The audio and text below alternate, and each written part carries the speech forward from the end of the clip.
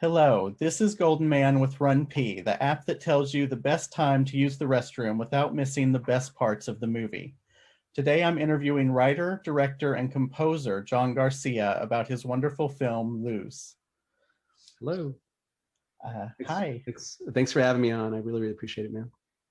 thank you for the opportunity. I really enjoyed the movie. Awesome. Uh, Great to hear. Lose is a love story about two men who initially meet in prison. What inspired you to tell this story? Well, I think growing up in South Texas and seeing a lot of people, friends, even some family growing up, who were hiding a big piece of who they were. I was talking to someone about this earlier, but I think just it's not just Southern or Southwestern culture or Latino culture or even religious cultures, but I think it's kind of universal, like these sort of the parameters of what being a man is and what masculinity is. And so I wanted to explore that through Latino machismo culture. And so I started to write the story, and it was I call it like it's an exploration of sorts. Just I wasn't sure exactly what I wanted to say at the beginning, but as I kept writing, as I kept creating the story, it came into it began to manifest itself. Like, oh, okay, yeah, this is making more and more sense to me. This sort of inner voice that wants to come out and say something about masculinity. And then, of course, when I worked with Jesse and Ernesto, they too we started to collaborate on character and what certain scenes meant and in the way that they were embodying these characters. Um, can you talk a little more about your process of collaborating with them, like what they brought to the film or maybe added to the script? Sure, no problem. Yeah. So Jesse only had the script for one day before he got onto set. It was the very last minute thing where it's very complicated what led up um, to the 2 weeks leading into production. There's a lot of changes, and we were going to be a SAG production. Then we weren't a SAG production. I wanted Jesse the whole time, and there was just a lot of things going on, right? And so we cast Jesse the day before. He cleared his schedule and already, and so and he was non-union at the time, and so anyway, we flew him down, and yeah, it ended up he ended up learning his lines as we went. We did a lot of improvisation. um so Ernesto had a little more time with the script, so they were really working with each other. I'm also very loose, like a lot of directors are with the dialogue, encouraging some improvisation whenever it feels natural, whenever it feels good. And so the three of us working together, we developed a language very quickly, and it didn't take us long to sort of know the kind of story we wanted to tell and how we wanted to tell it. So it didn't take us very long. I think it was kind of like an organic, unspoken thing. We really just resonated, the three of us, for many reasons. That's amazing. Um, so what was it about Jesse that made you kind of want him from the start? Had you seen him in something else? He auditioned. We had an audition in Los Angeles, and we saw a ton of people. And he and Ernesto stuck out. I met him first, and he just had this rawness about him. He's from Harlem. You could kind of hear that New York accent in there. And his Spanish was also very, very good, as was Ernesto's, and better than mine. And that was one of the things I wanted to. I asked these actors if they could speak Spanish, because there are some scenes I wanted to kind of throw in something that's very familiar to me in South Texas, where I'm from, is how some people will have some sentences that are half Spanish, half English, kind of Spanglish. And that was very familiar. I remember growing up, my mother would be like, "Bueno, bye," like just I don't know. It was just something very familiar, and they could relate to that. And so while they were auditioning, I would ask them these questions, and I was blown away by both of their performances. Honestly, they were just very organic. Jesse is very raw, like just very, like I said, like, yeah, he's got that growing up in a rough neighborhood in Harlem type thing about him, you know, and he just jumps into a scene and just kind of takes it moment to moment. And then Ernesto is very analytical, and we talk about the scene, and how, and he crafts himself very carefully. And not to say that Jesse doesn't do that, he does. It's very different, you know, just two different types of actors, and the chemistry that they had, just it was very obvious from the beginning that they had chemistry. Can you tell me a little bit about how each of them got into character? Yeah, it seemed that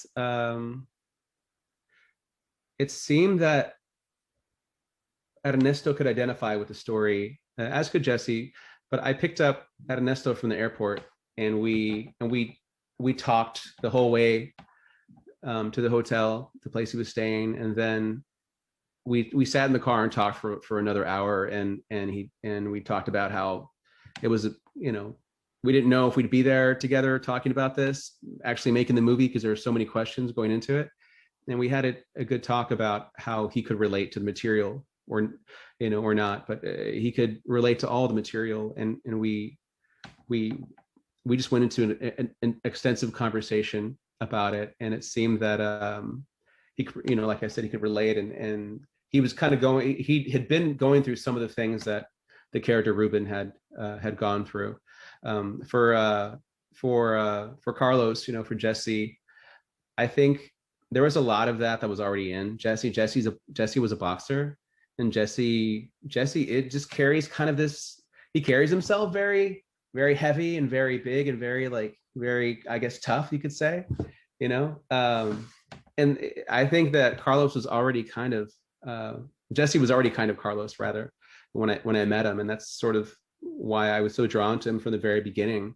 You know, that I could see that he had this very hard exterior, but this very, very soft interior. I got the chance to meet his wife, and seeing the two of them interact.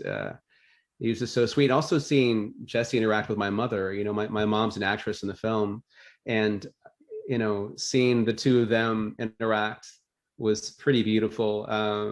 You know, my mom kept on saying during a scene that they had together, my mother and Jesse, that was kind of intense. You know, she kept on saying, you know, mijito, which is what, you know, a Hispanic mother will call her son. She, you know, I keep on imagining that he's you, is what she said. And I thought it was really sweet. You know, I just pretended it's you. I pretended it's you. And she would get emotional, and she would have all these epiphanies as an actress. And it was pretty beautiful.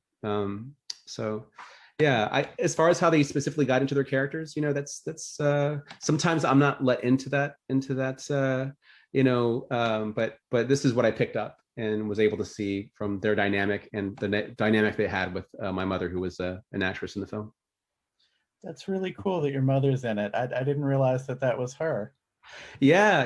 You know, I thought about getting her an agent, you know, because she's a school teacher. She's not an actress, right? I mean, she obviously is now, but she hadn't acted before. And like I said, we had somebody else who was going to play that part, and then we didn't go SAG at the last moment, and so we had to rethink the whole thing. And we called her at like midnight, and 2 days before we started filming, and you know, it was me and the two producers, and one of the producers asked her, like, hey, you know, you love your son, right? You want to be here for your son?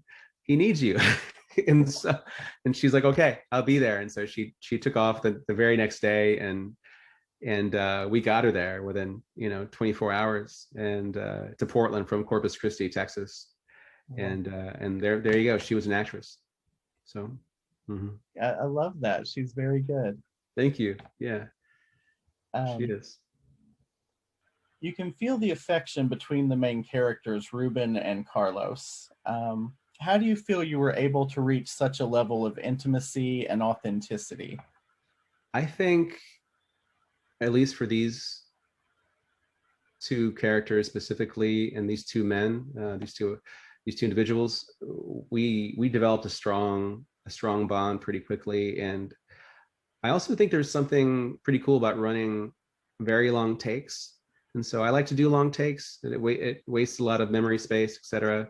But I like to just keep the camera rolling and let things happen. You know, I know a lot of directors like to do that. But the way I was trained as an actor, as a Meisner trained actor, part of what we did is we would do these long improvs. And I remember one time we did like a 3-hour tea party in the Victorian era, right? And so our coach, our like teacher, you know, had all these things planned. You know, he told us all secrets, and we all had different reactions to them, right? And so and I kind of, sometimes I do that. I'll say, hey, surprise this person with that thing, you know, and directors like to do that. There's all sorts of, you know, things that we do, right? And to elicit performances. But I found if you just let people just stay in it for a long period of time, that pretty amazing things happened. And I think the two of them just started to really invest into their characters when they had the opportunity to just go and be in character for a long period of time. So we would run, you know, 3 or 4 takes, 20 minutes each or something, and the characters got richer and richer as we went on. That's really interesting. I love learning about the process. What does the title "Lose" mean? Yeah, that's a good question. And sometimes I struggle like remembering where I initially came up with it. But I think what I was trying to say, as I said, it was kind of an exploration where I was trying to find a language for these feelings and these ideas of what being a man is and what is masculinity. I think to me it meant like the illumination of one's true self through the environment of toxic masculinity. I don't have like a good spiel for it, but that's what I was trying to say, like illuminating one's true self is what is what I was trying to say, I think. I like that. I want to go back a moment. You were talking about being an actor. Have you ever acted in any of your own films? Not yet. I have an agent here in Texas, and right now it's just I've been auditioning for commercials, so it's kind of funny. I'll have all these deadlines, and then you know, because I'm trying to get a few other projects made right now, and then in the middle of all of that, and then, you know, we're doing PR for this, you know, for Lose, of course, and then I'll have to do like a grocery store commercial audition or something, you know, and they're all, you know, they're always like, it's something kind of silly. You pretend to eat a piece of pizza or something, and then you have any reaction to your son's you know, first time blowing out the candles for his birthday cake. Anyway, it's yeah, I haven't I've cast myself in several of my films, and I usually cut myself out, but one day I'll write myself into something and not cut myself out. So one day I haven't had the nerve to yet, but I think I should do that soon. Nice. Do you feel that the characters Carlos and Reuben are gay or bisexual, or that what they have doesn't need a label?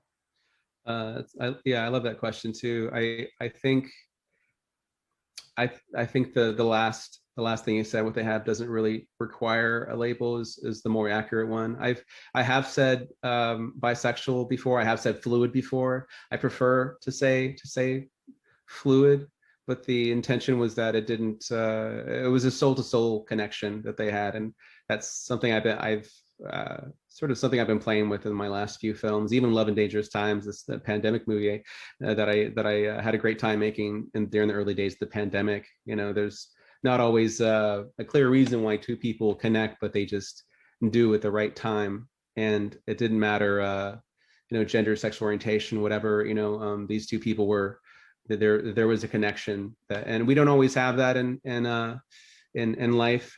I was talking to somebody about this recently, where, like, you know, we have that connection where right away we feel something strong with somebody, and it's no effort, right? You know, that happens very rarely in life, but it does happen. And this was one of those cases, and I don't think it needs a definite label. I love that. I was going to ask you about this later, but since you brought it up, Can you tell me about Love in Dangerous Times? Tell Sure. me a little bit about that. Yeah. So, and in the early days of the pandemic, it was about March, and right when we went on lockdown, of course, I didn't know, like many people didn't know what the ramifications of it all would be, how long it would be. It was temporary, was it forever? I was one of those people who was just living by myself in an apartment that overlooked the city of Portland. And I was just like, what does this all mean? I couldn't be there with my family. My family was in Houston. And so, I kind of resorted to where I go when I'm having something I want to work through or process. I started writing a screenplay, and then Ian Stout, the lead actor, somebody I'd worked with before, we worked together on one of my films, Sex Weather, and The Falls Covenant of Grace. And I called him and I told him about my idea. I sent him my script, and he liked it, and we started tossing it, throwing it back and forth to one another, and became a collaboration. We were both writing it, and then it just kind of fell into place there. We started reaching out to friends, and then I called my friend Stephen Avalon Gardner, and he wanted to produce it.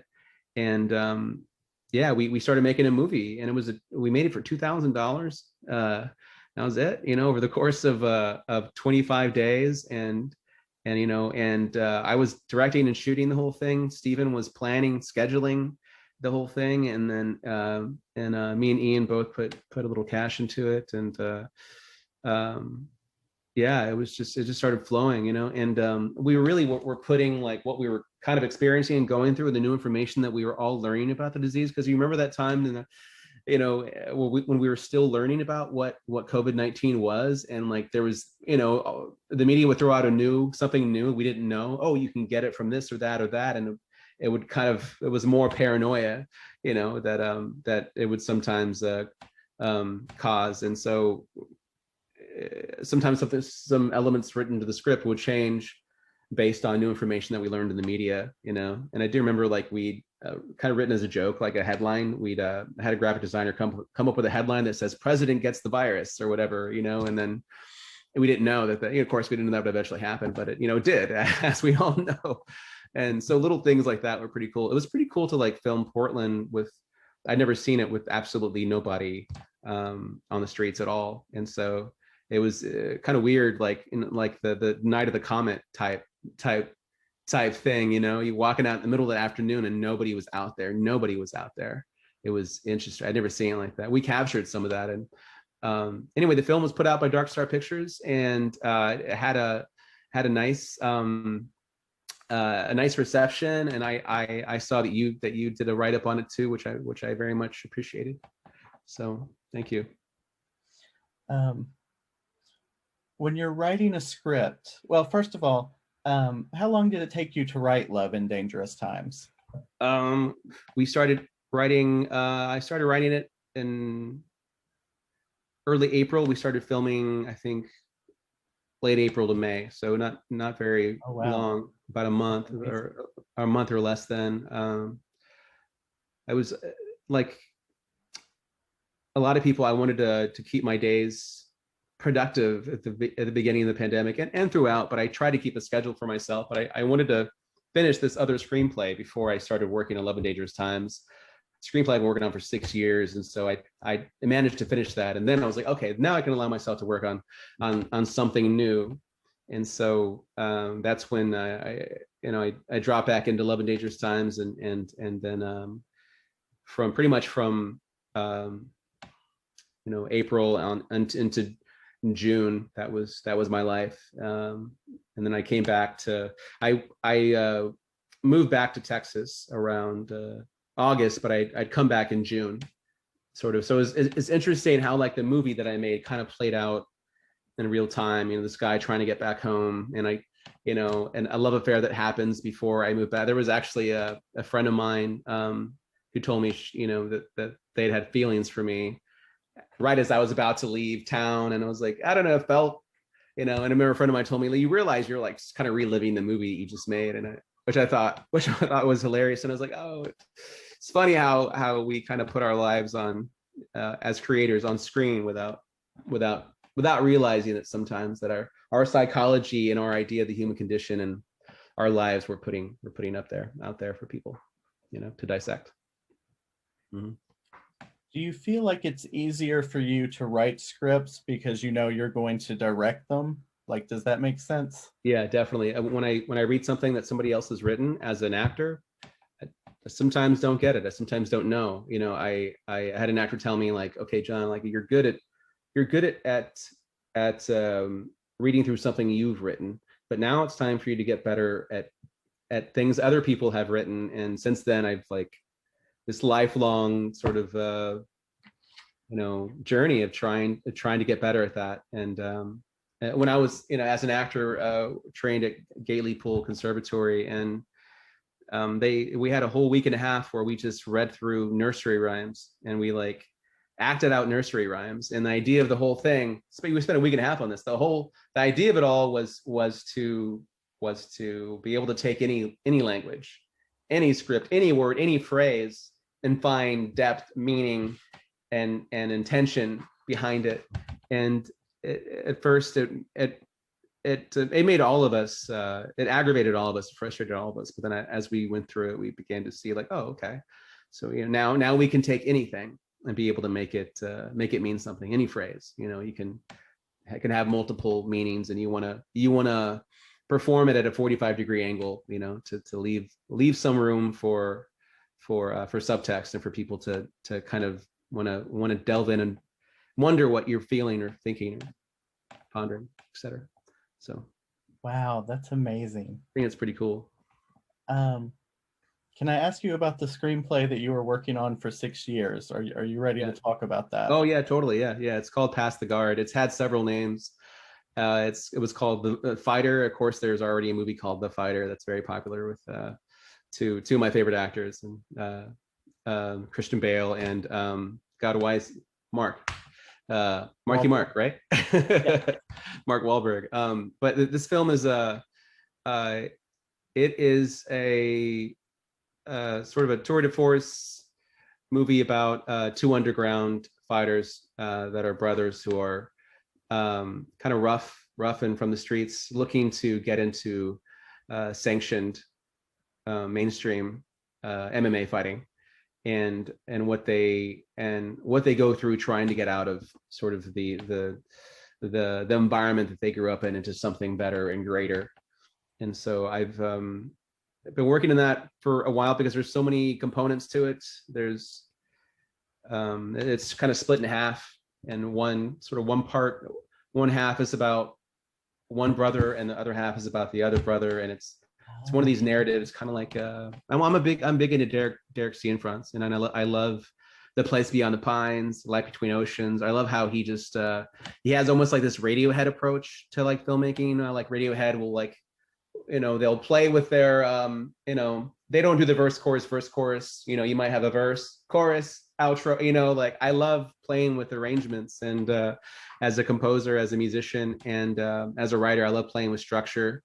And it's something I'm trying to, I don't think I'm very good at structure right now, and I want to get a lot better. And so I think the reason why I spent so long on the script is one, budget. I'm trying to make sure I can get the people involved that I would like to, and I write I'm very long-winded when I write, and it's 200-page screenplay. It's finally a 110-page screenplay, and so I think I've been very long-winded with it, and I've been trying to really just zone in and get everything to make sense, and make sure I have themes that are very much more clear in what I'm trying to say with the film. So it's an MMA film with quite a few fights in it, and it also has the LGBTQ plus element in it as well. And just like Lose, where you don't see too many movies about love stories in prison that don't have some kind of threatening element in them at times. Yeah. So I think with Pass the Guard, it's kind of the same thing. It's there's fighting and there's love, and it's there is an LGBT element to it, and the film isn't in any way just about that relationship. It's kind of moving past that. It's just an element of the story. So anyway, that's what I'm working on for a few quite a few years now and passed the guard. So speaking of LGBTQ plus, I noticed that Luz avoids certain LGBTQ plus stereotypes and tropes. Yeah. Was this a conscious decision on your part? Definitely. Having made so many films that were about individuals who were at opposition from their church or from their community, internalized homophobia, I wanted to try something just a little bit different, where we have an idealism, an environment where that's not the story. It's not a non-issue, but it's not the issue that the film is delving into. And so, yes, Carlos does have a girlfriend. Is that keeping face, trying to keep his mom off his back, or being a Latino mother, a Catholic mother, a Southwestern mother, because the movie's supposed to take place in the Southwest, though we filmed in Portland, Oregon. Do we have there's multiple situations where people are okay and don't seem to have any issue with the fact that these men are who they are. Even though Carlos does sort of let the audience and himself and Reuben know who he is slowly, and I think that's as much about machismo culture as it is internalized homophobia of some kind. There's multiple things going on there, but the mom seems to be okay with it once he admits to her that he does love Reuben. Talking about Carlos now, when they're in the mushroom scene, Sal, I keep on wanting to refer to these people by their actual names. Sal is okay with, makes no issue of the two of them being in love. He knows, and not one of them have ever said anything about it. So I wanted that world. I was interested in that world. They work at a garage together, and they kiss one another in front of a patron, and the patron sits there and smiles. She thinks it's beautiful. She loves it. And she told me that's our executive producer, Kristen Kuster-Busch, and she told us that's exactly the reaction I would have if I saw that. I loved it. So I liked exploring that idealism. It was fun. It was interesting, and it felt right. Yeah, I love that scene with the patron. That was one of my favorite moments. And you described it as kind of an idealism. I was wondering if you feel like that's a reflection of society becoming more accepting of LGBT people. Definitely. But like I said, it's not a non-issue, and I think it was important to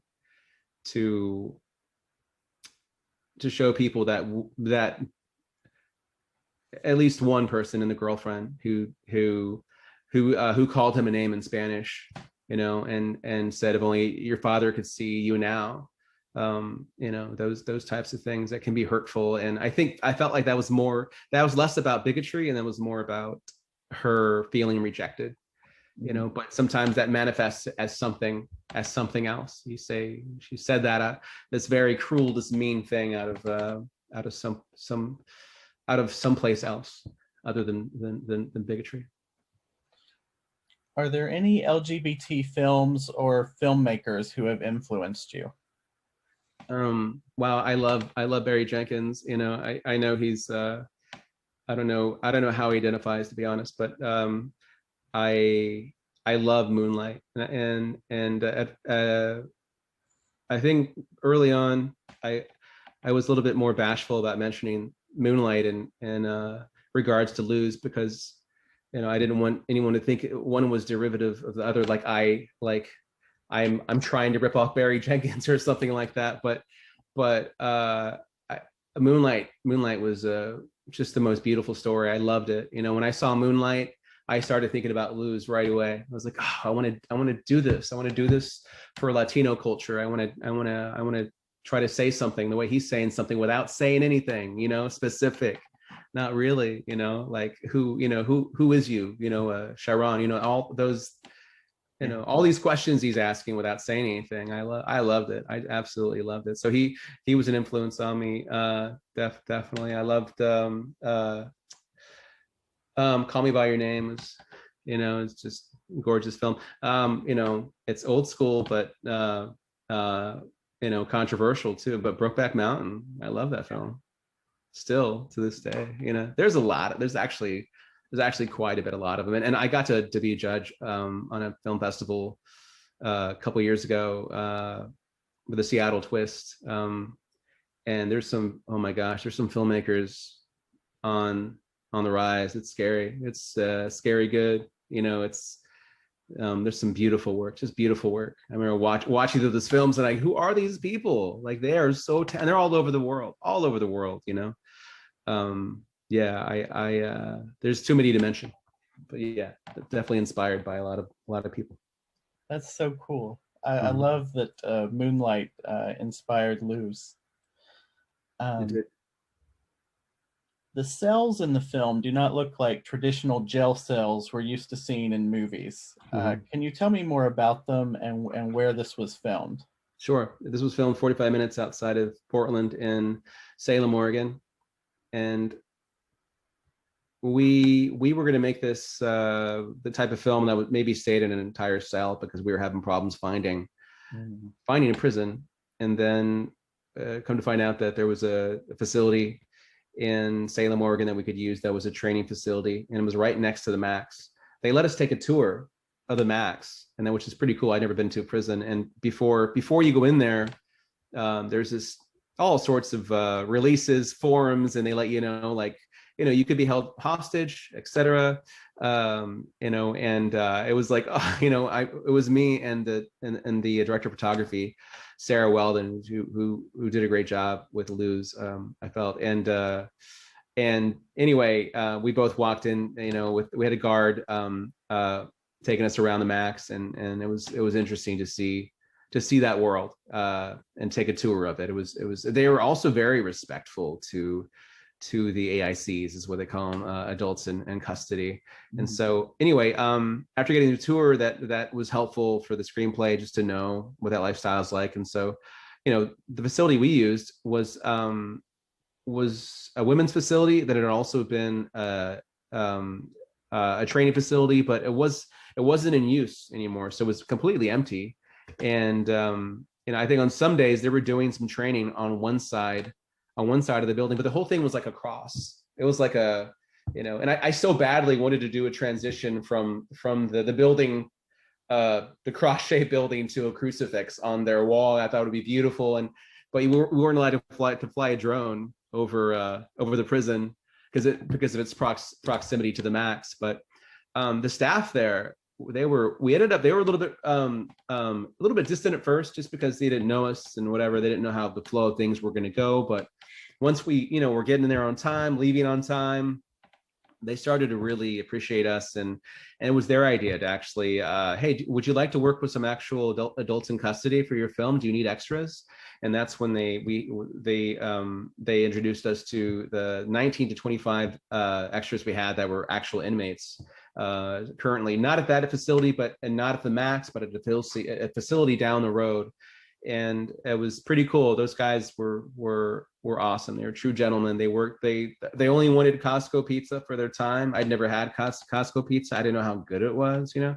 First, we had during lunchtime, we had two separate rooms, and then the AICs would eat in one room, we would eat in the other room. And at some point, the producer came up to me, he's like, hey, can we just all eat together? And like, yeah. And so then at some point, we're all just eating and hanging out together, and it was so cool. It was so cool to talk to these folks. And there were some folks who were worried, but that went away pretty quickly. It was amazing to have that. I mean, this movie is $150,000 film, you know, so you know, that's it, you know. So to have that, to have that place, to have the locations we had, it was a miracle that we were able to pull this off, because the film certainly looked like it was a much higher budget than that. So anyhow, it was a true gift, and I'm very grateful to the Oregon OSP and the people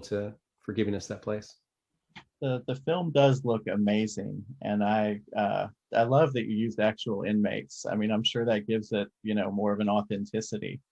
Yeah, Uh, we were gonna have to you know, cast extras, and who knows, you know, we could have been you know, could have been, it might not have been as authentic otherwise. So I also can't believe that you wrote the first half of this film without ever having stepped foot in a prison. yes, yeah, that was, you know, I wished I'd been able to do more research, because I felt at times, you know, there was parts I did not include in the movie that I think suffered from lack of exposure, lack of actually feeling what it was like, and just sort of, you know, I worried a little bit tropey perhaps, you know. And so there was originally like a B story about the Aryan Brotherhood, but when I looked at the whole film, that it was originally 3 hours long, I was like, okay, you know, I don't think this is quite blue is the warmest color. There's no reason to make this a 3 hour plus movie. There's nothing new, and of course, blue is the warmest color. There's so much happening. There's so much, you know, like so visceral, and I felt like we didn't need all that extra meat for this film.